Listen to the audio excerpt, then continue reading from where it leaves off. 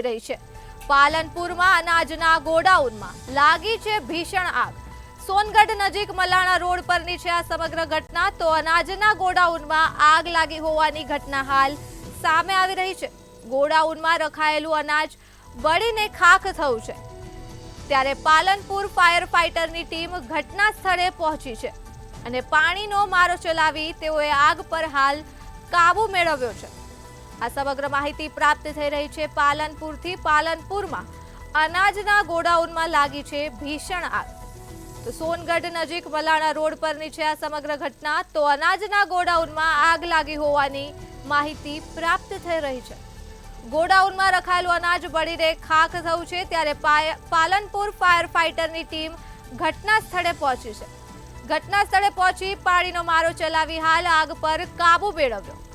તો પાલનપુરમાં અનાજના ગોડાઉનમાં ભીષણ આગ લાગ્યા હોવાના દ્રશ્યો હાલ સામે આવી રહ્યા છે। સોનગઢ નજીક મલાણા રોડ પરની છે આ સમગ્ર ઘટના। તો અનાજના ગોડાઉનમાં આગ લાગી હોવાની માહિતી પ્રાપ્ત થઈ રહી છે। ગોડાઉનમાં રખાયેલું અનાજ બળીને ખાખ થયું છે, ત્યારે હાલ પાલનપુર ફાયર ફાઈટરની ટીમ ઘટના સ્થળે પહોંચી પાણીનો મારો ચલાવી આગ પર કાબુ મેળવ્યો છે।